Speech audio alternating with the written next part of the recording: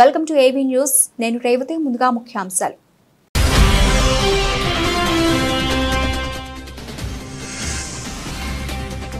ఉచిత బస్సు ప్రయాణం తప్ప ఒక్క హామీ కూడా అమలు కాలేదు. కాంగ్రెస్ ప్రభుత్వంపై మండిపడ్డ BJP MP Etela Rajender.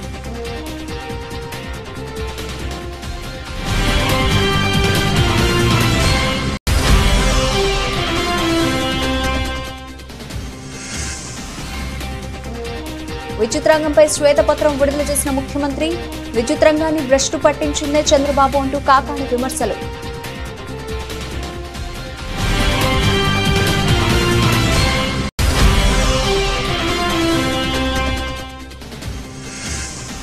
గజ్వేల్లో BJP party శ్రేణులు ఏర్పాటు చేసిన కృతజ్ఞత సభ.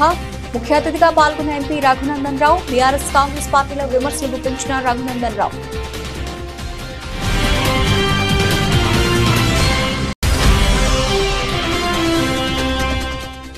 ఉపాధ్యాయులు లేక రోడ్డెక్కిన అయ్యవారిపల్లి ప్రభుత్వ పాఠశాల విద్యార్థులు. చిన్నంబావి మండలంలో చోటు చేసుకున్న ఘటన. తన పిల్లల భవిష్యత్తు దెబ్బతింటుందని తల్లిదండ్రుల ఆగ్రహం.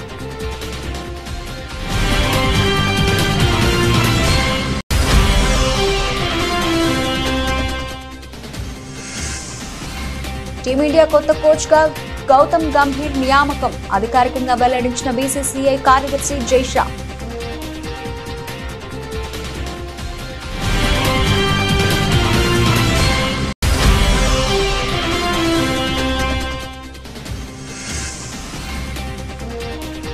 భారీ నష్టాల్లో స్టాక్ మార్కెట్లు. దిగువకు పయనిస్తున్న ఇండెక్స్ లోని అన్ని సూచీలు.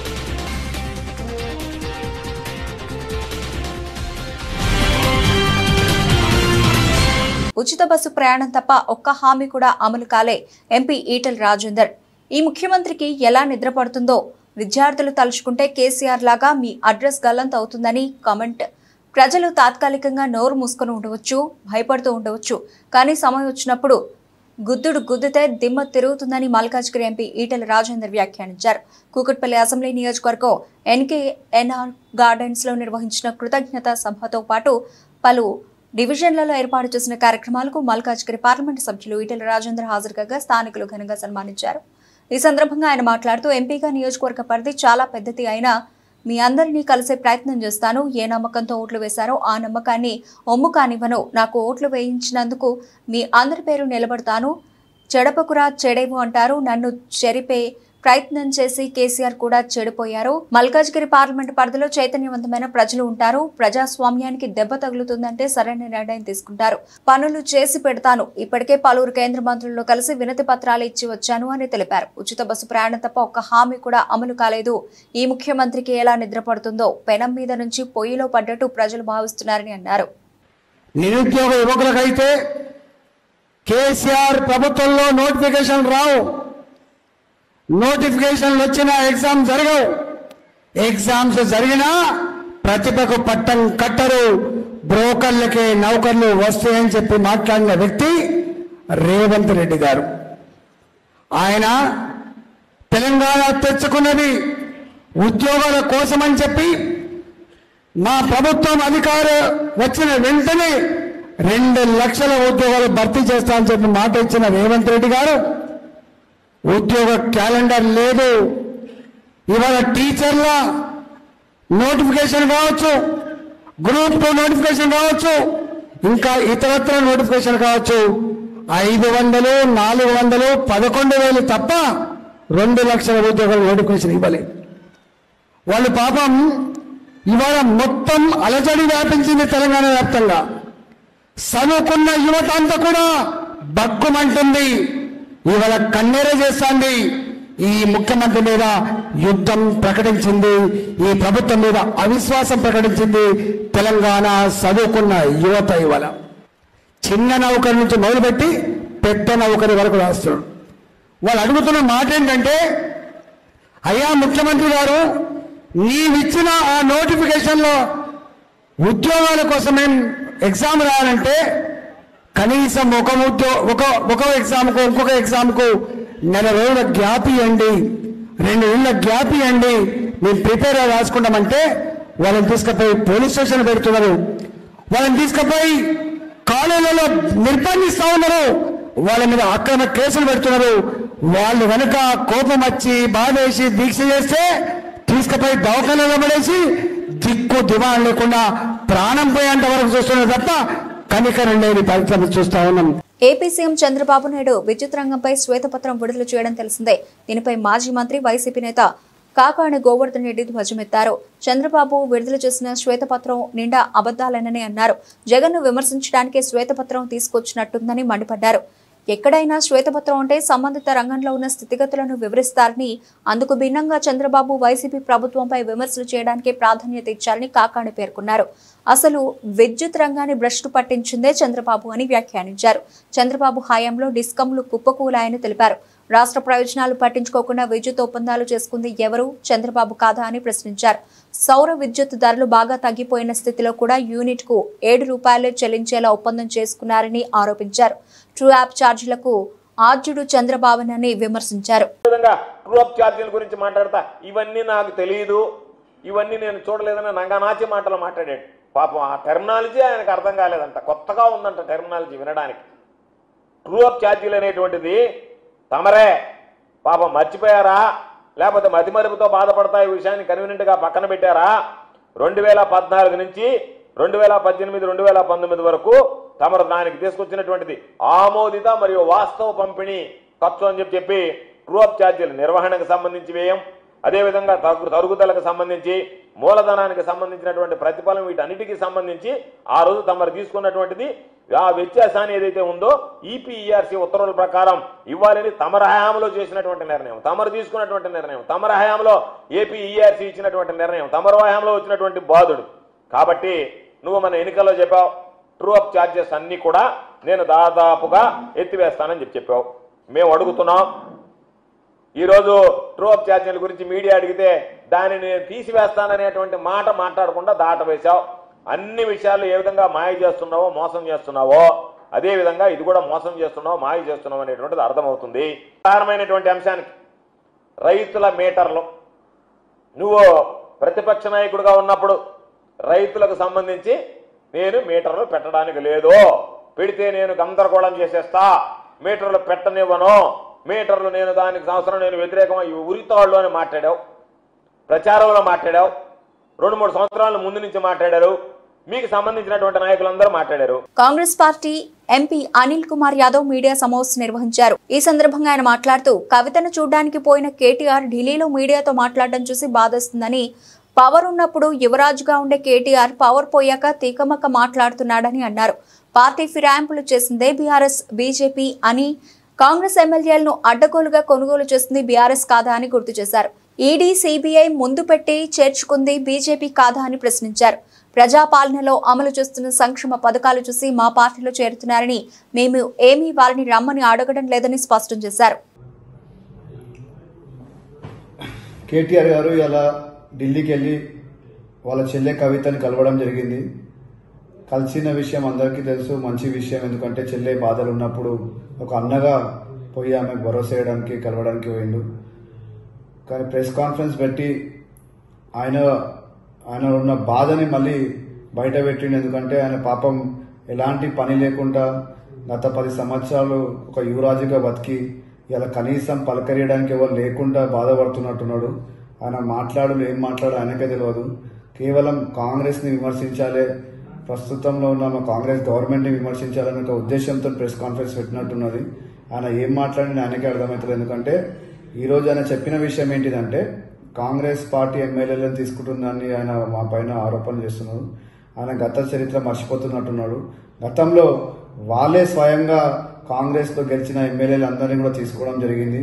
మేము కాంగ్రెస్ లో ఈ రోజు ఎవరు కూడా ఎమ్మెల్యేలను తీసుకున్నారు, వాళ్ళు స్వయంగా వాలంటరీగా వాళ్ళు వస్తున్నారు. ఎందుకంటే ఈ రోజు కాంగ్రెస్ పార్టీ సంక్షేమ పథకాలు ప్రజలకు వెళ్తున్నాయి, ప్రజలందరూ ఆనందంగా ఉన్నారని, వాళ్ళందరూ కూడా కాంగ్రెస్ పార్టీ వైపు చూస్తున్నారనే ఉద్దేశంతో వాళ్ళ ఎమ్మెల్యే స్వయంగా మా తానికి వచ్చి మా పార్టీలో జాయిన్ అవుతున్నారు. ఆయన మాట్లాడుతూ ఆయే రామ్ గయే రామ్ అంటున్నారు. ఈరోజు తెలంగాణ ప్రజలందరికీ తెలుసు ఆయే రామ్ గయే రామ్ ఎందుకు ఎవరంటే టీఆర్ఎస్ పార్టీ, కేటీఆర్ కుటుంబం. ఎందుకంటే వాళ్ళు వచ్చిర్రు, వాళ్ళు దోచినంత దోచుకున్నారు. ఇలా తెలంగాణ ప్రజలే వాళ్ళకు బుద్ధి చెప్పారు. మొన్న కూడా ఎలక్షన్స్ లలో చూసినాం మనం, రాష్ట్ర ఒప్పందం ఏదైతే శ్రీకట్లో సంసారం చేస్తున్నారు బీజేపీ టీఆర్ఎస్ పార్టీ నాయకులు. ఎందుకంటే మొన్న బీజేపీ నాయకులకు 8 పార్లమెంట్ సీట్లు గెలిచినంటే అది కేవలం టీఆర్ఎస్ పార్టీ పూర్తి మద్దతు ఇచ్చి వాళ్ళని గెలిపించిన విషయం తెలంగాణ ప్రజలందరికీ కూడా అందరూ కూడా తెలుసు. గుంటూరు జిల్లా ఉండవల్లి కృష్ణా పశ్చిమ డెల్టా ప్రధాన కాలువకు జలవనరుల శాఖ మంత్రి నిమ్మల రామానాయుడు సాగునీటిని విడుదల చేశారు. ఖరీఫ్ సీజన్ ప్రారంభం కారణంగా ఉండడంతో డెల్టాకు సాగునీటిని విడుదల చేశారు. ఉండవల్లి డెల్టా ప్రధాన రెగ్యులేటర్ వద్ద మంత్రి ప్రత్యేక పూజలు నిర్వహించి నీటిని విడుదల చేశారు. డెల్టా కింద 5.71 లక్షల ఎకరాలకు అవసరమైన నీటిని విడుదల చేశారు. సాగునీటితో పాటు రేపల్లె, చీరాల, పొన్నూరు, బాపట్ల, గుంటూరు మున్సిపాలిటీలకు అవసరమైన తాగునీటిని విడుదల చేశారు. మంత్రితో పాటు జలవనరుల శాఖ గుంటూరు పర్యవేక్షక engineer Umamaheswararao, EE Mallikarjunarao, DE NKV Prasad పాల్గొన్నారు.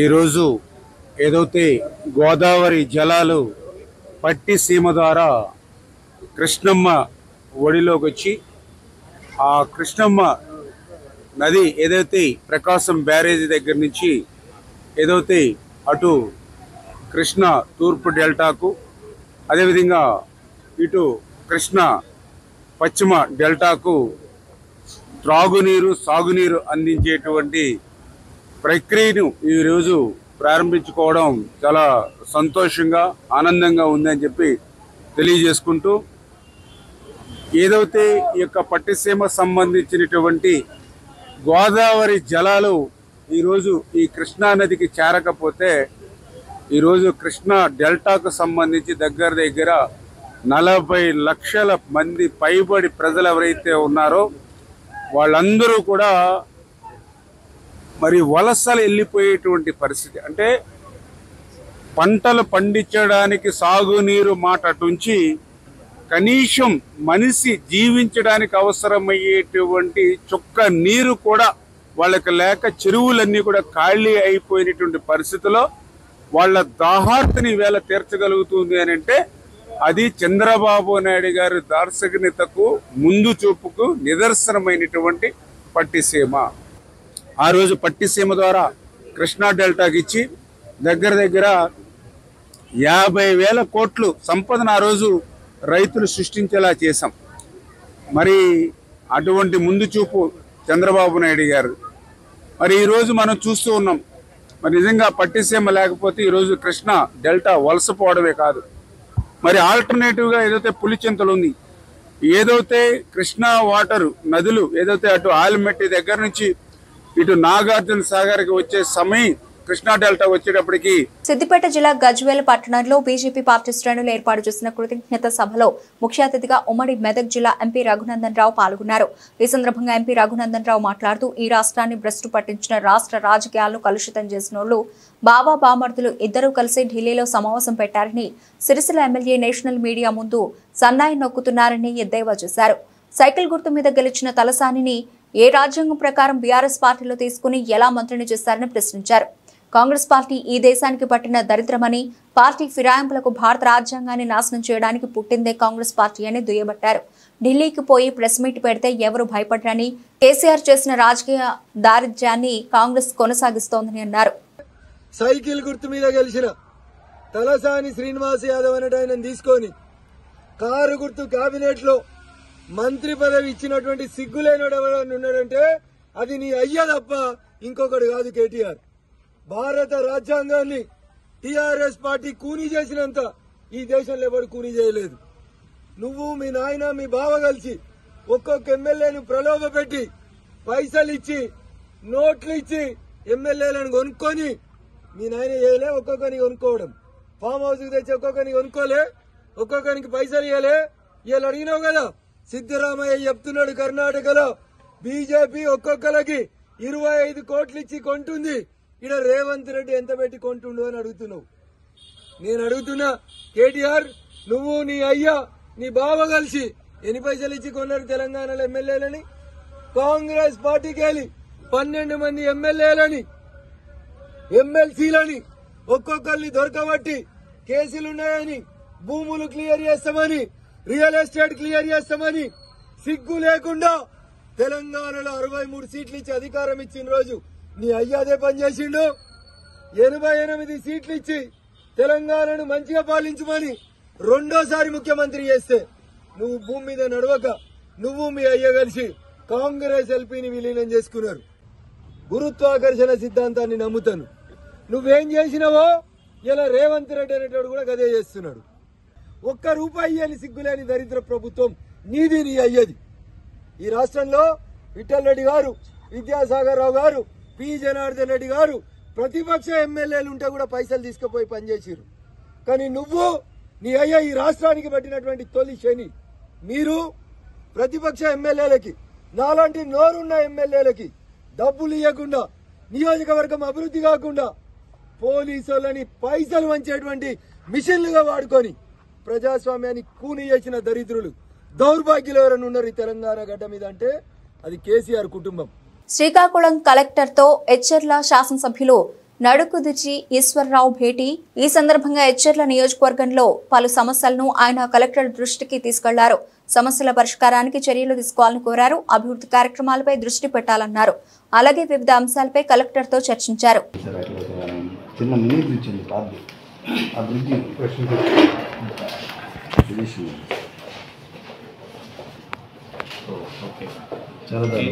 ఎవర్ బ్రిడ్జ్ ఇది పిఆర్ లేకపోతే ఇరిగేషన్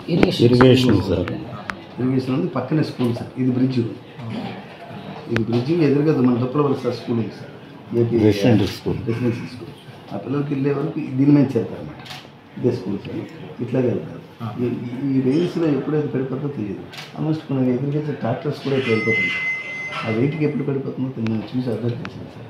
అది టెంపరీగా కానీ మనం అందాక చేయించుకుంటే sir, at least permanent bridge sanction అయ్యేదని టెంపరింగ్ అది అయ్యే లోపు మనం టెంపరీగా మనం మీరు అది చేస్తే ఏఈ గారికి ఎస్సీ గారికి టెంపరీగా చేయించవచ్చు సార్. చిన్న వర్క్ వెళ్ళి అంటే సపోర్ట్ ఇవ్వడానికి టెంపరీగా స్టోన్ వర్క్ చేయించామనుకోండి సార్. స్టోన్ కన్స్ట్రక్షన్ కలువ ఇట్లా ఉన్నదాన్ని మనం చేయించుకుంటున్నాం, మెయింటైన్ చేపిస్తున్నాం. అంటే దీన్ని ఏమంటారు, దీన్ని గుర్రపడెక్క అంటారు. వాటర్ని బ్రేక్ చేయాలి సార్, దీన్ని మెయింటైన్ చేయవలసిన పని ఉంది. ఇది ఇప్పుడు మనం మన ఏరియాలో మనం చేయించుకుంటాం సార్. కానీ మనకన్నా ముందు ఒక 12 కిలోమీటర్స్ సంతకవటి మండలంలో ఉండిపోయింది సార్. కేర్లంపూడి మండలం సోమవరం గ్రామంలో సోమవారం ఎత్తిపోతల పథకాన్ని పునరుద్ధరించి బుధవారం జగ్గంపేట ఎమ్మెల్యే జ్యోతుల నెహ్రూ చేతుల మీదుగా పంప్ హౌస్ కు రిబ్బన్ కట్ చేసి స్విచ్ ఆన్ చేసి ప్రారంభించారు. ఈ సందర్భంగా జ్యోతుల నెహ్రూ మాట్లాడుతూ రైతులందరికీ నీరు ఇచ్చే కార్యక్రమం చేస్తున్నామని, 1962 నుంచి నిర్విరామంగా పనిచేస్తున్న పంపింగ్ స్కీమ్ ఆంధ్ర రాష్ట్రంలో ఏదైనా ఉంది అంటే అది సోమవారం పంపింగ్ స్కీమ్ అని, ప్రభుత్వంతో పాటు రైతుల ఆర్థిక వనరులు సమకూర్చుకుని నడిపించుకుంటున్నారని అన్నారు. సోమవారం పంపు హౌస్ పునరుద్ధరించి ప్రారంభోత్సవం చేసి రైతులకు నీరందించామని, ఏలేరు నీటిని పంపుల ద్వారా లిఫ్ట్ చేసి 1200 ఎకరాలకు సోమవారం లిఫ్ట్ ద్వారా 22 క్యూసెక్కుల నీరు సోమవారం, అలాగే ఇరిపాక, బూరుగుపూడి, కృష్ణవరం గ్రామాల రైతులకు సాగునీరు అందిస్తున్నామని అన్నారు.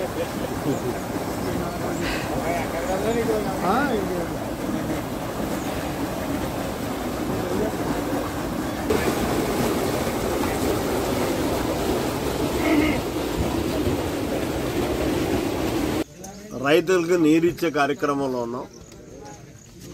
అయితే ఇవన్నీ లిఫ్ట్ ఇరిగేషన్లు ఎప్పుడో 1962 నుంచి పనిచేస్తున్నటువంటి స్కీము ఏదైనా ఆంధ్ర రాష్ట్రంలో ఉంది అంటే ఆగకుండా సోమవారం లిఫ్ట్ ఇరిగేషన్ స్కీమ్ ఒకటి. అంటే దీనికి మెయిన్గా ప్రభుత్వం యొక్క ప్రోత్సాహం కాదు, ప్రభుత్వాలకంట రైతుల ప్రోత్సాహం. ఇవాళ ఇక్కడ రైతు ఎకరానికి 400 రూపాయలు వేసుకుని మెయింటెనెన్స్ అంతా కూడా వాళ్లే భరిస్తూ ఈ స్కీమ్ని నిర్వహణ చేస్తున్నటువంటి పరిస్థితి. రైతుల్లో ఐక్యత ఉంటే ఏదైనా చేయొచ్చు అనడానికి ఇదే నిదర్శనం. చెరువులో అయాచితంగా వచ్చినటువంటి నీరునే సక్రమంగా పంచుకున్నటువంటి పరిస్థితి ఉంటుంది. అలాంటి చిన్న చిన్న ఇబ్బందులు వస్తున్నా సరే కానీ దీన్ని ఆర్థిక వనరు లేకపోయినా ఆర్థిక వనరును రైతులే సమకూర్చుకుని ఈ స్కీమ్ని దిగ్విజయంగా 2 పంటలు కూడా పండించుకుంటున్నటువంటి పరిస్థితి. ఇక్కడ ఏలేరు ఏదైతే శాండ్ తీసేయడం వల్ల ప్రతి సంవత్సరం అడుక్కుపోతున్నటువంటి పరిస్థితి ఉంది. ఈ పరిస్థితుల్లో కొద్దిగా నీరు కూడా మోటార్లకు అందనటువంటి పరిస్థితుల్లో వాటర్ వర్క్స్ సైనికపూరి డివిజన్ కార్యాలయంలో జనరల్ మేనేజర్ అశోక్ ని కలిసి drainage pipe lines, borewells, sealed ఎత్తివేత, అలాగే బిల్లుల మోత తదితర సమస్యలపైన చర్చించడం జరిగింది. ఈ సందర్భంగా మల్కాజ్గిరి వీలో ఉన్న సమస్యలపై యుద్ధ ప్రాతిపదికన చర్యలు చేపట్టాలని మల్కాజ్గిరి కార్పొరేటర్ శ్రవణ్ అన్నారు. స్పందించిన జనరల్ మేనేజర్ అశోక్ తప్పకుండా తొందరలోనే పనులు పూర్తి చేస్తామని హామీ ఇచ్చారు. లేకపోతే ఆయన అంతా ఫోన్ చేసి ఇట్లా వస్తలేదంటే పెద్ద మనిషి 80 ఏళ్ళు రాకపోతే నేను మళ్ళీ డబ్బులు ఇట్లా సపరేట్ రావట్లేదు చెప్తే పోయి మీరు అన్నది ఏంటంటే మీరు అన్నది నిజమే. ఎందుకంటే ఆ సర్వే జనరేట్ చేస్తే అది వాళ్ళకి తెలియట్లేదు, కొందరికి తెలుస్తుంది, కొందరు తెలియట్లేదు. ఇక తెలియని తెలియజెప్పాలంటే మనం మెసేజ్ పెట్టాలి. చాలా ప్రాబ్లం సార్. ఇంకోటి కమర్షియల్ బిల్డింగ్ చేస్తున్నారు సార్ ఈ మధ్య. ఇదేంటో నాకు అర్థమైంది. మెయిన్ రోడ్ వస్తున్నారు. ఇప్పుడు ఒక స్ట్రక్చర్ కనిపించింది మొన్న February 24 లో కన్వర్ట్ చేశారు కమర్షియల్ లో. కన్వర్ట్ చేసిన తర్వాత మొన్న జూలైలో బిల్ ఇస్తే మొత్తం సెప్టెంబర్ 22 నుంచి ఇప్పటిదాకా పడింది. అది ఎలక్ట్రికల్ సార్ తో మాట్లాడాను నేను ఆల్రెడీ. సార్ తో మాట్లాడితే మీరు ఒక లెటర్ రాసి పంపించండి, హెడ్ హౌస్ మార్చాలి అంటే ఫస్ట్ ఆఫ్ ఆల్ అదొకటి. సెకండ్ థింగ్ ఏంటంటే వాళ్ళ ఇంట్లో ఉన్నది ఒకటే సెటర్. ఇప్పుడు 50 స్క్వేర్ మీటర్స్ అంటే అట్లీస్ట్ 10 into 5 మీటర్స్ మీటర్స్ లో కదా. కానీ ఇక్కడ వాళ్ళు ఒక్కసారి మాట్లాడరా ఒక్క ఇష్యూ ఈ రోజు ఎక్కడ ఎక్స్పెక్ట్ చేసి చెప్తున్నారు మీరు. అరే ఎక్కడ పోతా నీళ్లు ఇప్పుడు నేను అనేది అదే. ఇప్పుడు ప్రతిసారి ఇప్పుడు సభ్యులు కూడా వచ్చే ప్రాబ్లం ఏంటి. మండల కేంద్రంలోని అయ్యవారిపల్లి గ్రామం ప్రభుత్వ పాఠశాల యందు సరిపడా టీచర్స్ లేక విద్యార్థులు వారి తల్లిదండ్రులు రోడ్డెక్కిన ఘటన చిన్నంబావి మండలంలో చోటు చేసుకుంది. అయ్యవారిపల్లి ఉన్నత పాఠశాలలో 69 మంది విద్యార్థులు ఉండగా కేవలం ప్రధానోపాధ్యాయులు, వ్యాయామ టీచర్ ఉన్నారు. 6 సబ్జెక్టులకు టీచర్స్ లేక తన పిల్లల భవిష్యత్తు దెబ్బతింటుందని విద్యార్థుల తల్లిదండ్రులు ఆగ్రహం వ్యక్తం చేశారు. గత సంవత్సరం కూడా హిందీ, ఇంగ్లీష్, సోషల్ టీచర్స్ లేక ఊరి సహకారంతో విద్యా వాలంటీర్స్ ని తీసుకుని గత సంవత్సర కాలాన్ని పూర్తి చేశారు. ఈ విద్యా సంవత్సరం విద్యార్థుల సంఖ్య బట్టి కనీసం 6 టీచర్లు అవసరం పడుతుంది. గతంలో తల్లిదండ్రులు టీచర్ల కొరత గురించి విద్యాశాఖ అధికారుల దృష్టికి తీసుకెళ్లినా ఫలితం లేకుండా పోయింది. దీంతో అయ్యవారిపల్లి ఉన్నత పాఠశాల విద్యార్థులు తరగతులు బహిష్కరించి తల్లిదండ్రులతో గ్రామస్తులు కలిసి రోడ్డెక్కి ధర్నా చేశారు. టీచర్లను వెంటనే భర్తీ చేయాలంటూ నినాదాలు చేశారు.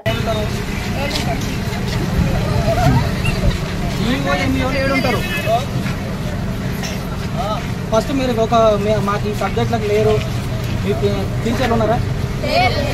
ఎంతమంది టీచర్లు లేరు? ప్రిన్సిపల్ ఉన్నాడా? మరి మీ ప్రిన్సిపల్ తో లెటర్ ఇప్పించారా? ఏడు మీ ప్రిన్సిపల్ ఎవరు? ఇప్పుడు మీరు ఎంఈఓకు లెటర్ ఇవ్వాలి. లెటర్ ఇచ్చినాం. ఇది ఏడు మీ లెటర్ ఇచ్చినట్టు మా ప్రిన్సిపల్ సార్ లెటర్ ఇచ్చింది ఫస్ట్. పెద్దపూడి మండలం పెద్దాడ గ్రామంలో స్థానిక ఎస్సీ ఏరియా నందు ఆదివారం రాత్రి గ్యాస్ సిలిండర్ పేలి దగ్ధమైన పార్వతికి చెందిన ఇంటిని పరిశీలించి అనపర్తి నియోజకవర్గం మాజీ శాసనసభ్యులు డాక్టర్ సత్తి సూర్యనారాయణ రెడ్డి బాధితులకు ఆర్థిక సహాయాన్ని అందించారు. ఈ సందర్భంగా మాజీ శాసనసభ్యులు డాక్టర్ సూర్యనారాయణ రెడ్డి మాట్లాడుతూ గ్యాస్ సిలిండర్ పేలడం కారణంగా ఇల్లు పూర్తిగా కాలిపోయిందని, ప్రభుత్వ అధికారులు ఈ కుటుంబాన్ని ఆదుకోవాలని, గ్యాస్ సిలిండర్ ప్రమాదం సంభవించినప్పుడు నిబంధనలను అనుసరించి గ్యాస్ కంపెనీలు నష్టపరిహారం చెల్లిస్తాయని, అధికారులు ఇందుకు సంబంధించి చర్యలు తీసుకోవాలని అన్నారు. అనపర్తి నియోజకవర్గం పెదపూడి మండలం పెద్దాడ గ్రామంలో ఎల్చూరి అర్జున్ గారి నివాసంలో మరి ఈ గ్యాస్ సిలిండర్ పేలి మరి ఇంటికి తీవ్రమైన నష్టం మరి చేకూరడం జరిగింది. వారిని ప్రభుత్వం ఆదుకోవాలని మరి డిమాండ్ చేస్తూ, అదేవిధంగా ఆ గ్యాస్ కంపెనీ ప్రతినిధులతో కూడా మాట్లాడడం జరుగుతుంది. కంపెనీ నుంచి మీకు ఏమైతే మరి లబ్ధి ఉంటుందో అవన్నీ కూడా వీళ్ళకి వచ్చేలాగా చూడమని కూడా కంపెనీ వారిని కూడా కోరడం జరుగుతుంది. ఏది ఏమైనా అతి పేదవారైన వీరి కుటుంబానికి ఇది చాలా తీవ్రమైన నష్టం. దీనికి సంబంధించి మరి పెద్దాడ గ్రామానికి సంబంధించిన వైఎస్ఆర్ కాంగ్రెస్ పార్టీ కార్యకర్తలు, నాయకులు సమకూర్చిన బియ్యం, అదేవిధంగా నగదు సహాయం కూడా వారికి నా చేతుల మీదుగా అందజేయండి. దీనికి సహకరించిన పెద్దాడ గ్రామ సర్పంచ్ గారికి, గ్రామ పెద్దలు రామకృష్ణ గారికి, మిగతా నాయకులకి కూడా ధన్యవాదాలు తెలియజేస్తాను. టీమిండియా హెడ్ కోచ్ గా మాజీ ఆటగాడు గౌతమ్ గంభీర్ ను నియమించారు. ఈ మేరకు బీసీసీఐ కార్యదర్శి జైషా సోషల్ మీడియా ద్వారా వెల్లడించారు. భారత క్రికెట్ జట్టు నూతన హెడ్ కోచ్ గా గౌతమ్ గంభీర్ కు స్వాగతం పలుకుతున్నామని జైషా తెలిపారు. గంభీర్ టీమిండియా కోచింగ్ పగ్గాలు అందుకోవడం ఎంతో సంతోషం కలిగిస్తోందని పేర్కొన్నారు. ఆధునిక తరం క్రికెట్ ఎంతో వేగంగా పరిణామం చెందుతోందని, ఇప్పటి క్రికెట్ తీరుతెన్నుల పట్ల గంభీర్ కు నిశిత పరిజ్ఞానం ఉందని అభిప్రాయపడ్డారు. తన కెరీర్ లో గంభీర్ అనేక పాత్రలను సమర్థంగా నిర్వర్తించాడని, ఇప్పుడు భారత క్రికెట్ ను ముందుకు నడిపించడానికి గంభీర్ తనకి తగిన వ్యక్తి అని బలంగా నమ్ముతున్నానని జైషా వివరించారు. టీమిండియా పట్ల దార్శనికత, అపారమైన అనుభవం దృష్టిలో ఉంచుకొని చూస్తే ఎంతో ఉద్విగ్నభరితమైన ఈ కోచింగ్ పదవిని చేపట్టడానికి అన్ని అర్హతలు ఉన్నవాడు గంభీరే అని అర్థమవుతుందని తెలిపారు. ఈ కొత్త ప్రస్థానం ప్రారంభిస్తున్న గంభీర్ కు బీసీసీఐ సంపూర్ణ మద్దతు ఇస్తుందని జైషా వెల్లడించారు. దేశీయ స్టాక్ మార్కెట్లు బుధవారం భారీ నష్టాలతో ప్రారంభమయ్యాయి. ఈ క్రమంలో ఇండెక్స్ లోని అన్ని సూచీలు దిగువకు పయనిస్తున్నాయి. ఈ నేపథ్యంలో ఉదయం 10:15 నాటికి సెన్సెక్స్ 371 పాయింట్ల నష్టపోయి 79,989 పరిధిలో ఉండగా, నిఫ్టీ 102 పాయింట్లు తగ్గి 24,330 స్థాయి వద్ద ఉంది. మరోవైపు బ్యాంక్ నిఫ్టీ 285 పాయింట్లు కోల్పోగా, నిఫ్టీ మిడ్ క్యాప్ సూచి 582 పాయింట్లు తగ్గింది. అమెరికన్ ఫ్యూచర్స్ మార్కెట్లు కూడా ఫ్లాట్ గా ఉన్న నేపథ్యంలో ఈ ప్రభావం దేశీయ మార్కెట్లపై కనిపిస్తోంది. ఈ క్రమంలో ప్రస్తుతం M&M, HCL Tech, SBI, Shriram Finance, Coal India stocks top 5 నష్టాల్లో ఉండగా, Maruti Suzuki, Eicher Motors, Britannia, NTPC, Divi's Labs వంటి సంస్థల స్టాక్స్ టాప్ 5 లాభాల్లో ఉన్నాయి.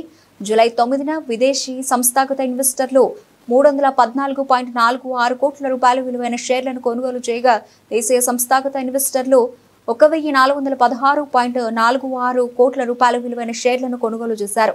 బులెటిన్ ముగించే ముందు హెడ్లైన్స్ మరోసారి.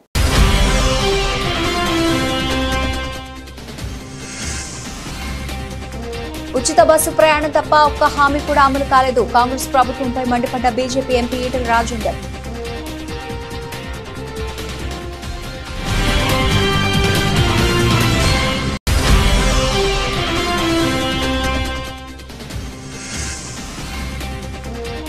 విద్యుత్ రంగంపై శ్వేతపత్రం విడుదల చేసిన ముఖ్యమంత్రి, విద్యుత్ రంగాన్ని భ్రష్టు పట్టించిందే చంద్రబాబు అంటూ కాకాని విమర్శలు.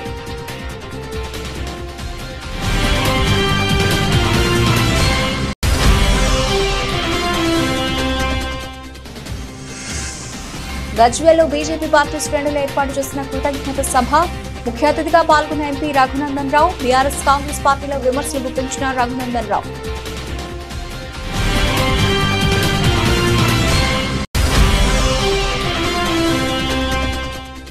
ఉపాధ్యాయులు లేక రోడ్డెక్కిన అయ్యవారిపల్లి ప్రభుత్వ పాఠశాల విద్యార్థులు. చిన్నంబావి మండలంలో చోటు చేసుకున్న ఘటన, తన పిల్లల భవిష్యత్తు దెబ్బతింటుందని తల్లిదండ్రుల ఆగ్రహం.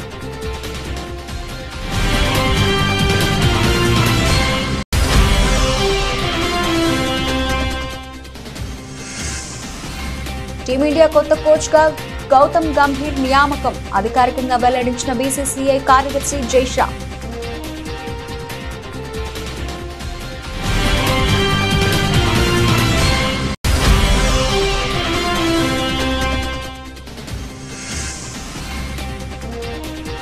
భారీ నష్టాల్లో స్టాక్ మార్కెట్లు, దిగువకు పయనిస్తున్న ఇండెక్స్ లోని అన్ని సూచీలు.